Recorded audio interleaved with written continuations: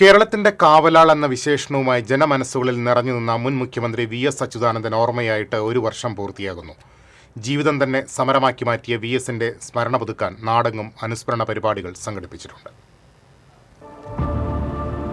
കണ്ണേ കരളെ വി.എസ്.എ, ഞങ്ങളുടെ ചങ്കിലെ റോസാപ്പൂവേ.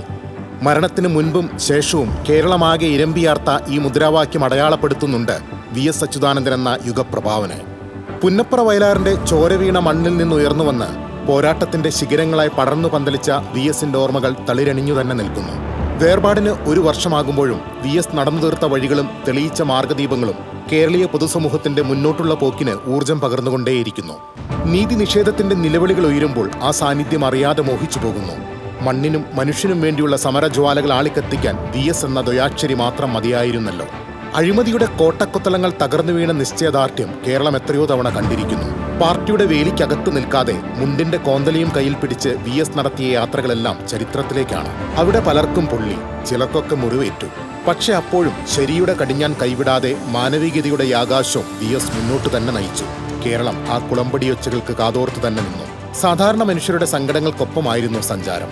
അവരുടെ കണ്ണീരൊപ്പുകയായിരുന്നു പ്രാഥമിക ദൗത്യം. ദുരിതം പേറുന്ന തൊഴിലാളി വർഗത്തിന്റെ മോചനമായിരുന്നു സ്വപ്നം. അവരുടെ പട്ടിണി അദ്ദേഹത്തിൻ്റെതുമായിരുന്നു. സ്ത്രീ പീഡകരെ കയ്യാമം വയ്പ്പിക്കുമെന്ന വി.എസിന്റെ ഉറച്ച ശബ്ദത്തിന് ജനഹൃദയങ്ങളിൽ നിന്നാണ് കയ്യടികൾ ഉയർന്നത്. 80-ാം വയസ്സിലാണ് മതികെട്ടാൻ ചോലയിലും പൂയംകുട്ടിയിലും ജീരകപ്പാറയിലുമൊക്കെ കടന്നുചെന്ന് വനം മാഫിയയെ വി.എസ്. തുറന്നു കാണിച്ചത്.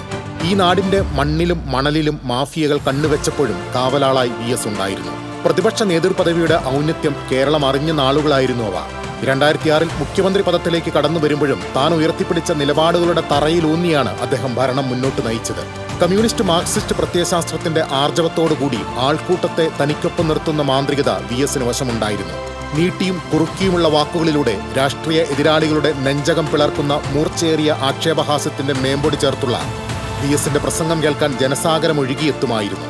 അവസാന നാളുകളിലെ 6 വർഷത്തോളം പൊതുജീവിതത്തിൽ നിന്ന് മാറി ചികിത്സയും വിശ്രമവുമായി കഴിയുകയായിരുന്നു വി.എസ്. ഒടുവിൽ 2023 ജൂലൈ 21 വൈകുന്നേരം 3:20 ആ ഹൃദയതാളം നിലച്ചു. പക്ഷേ കാലത്തെ അതിജീവിച്ചും വി.എസ്. ജനമനസ്സുകളിൽ മിടിച്ചുകൊണ്ടേയിരിക്കുന്നു.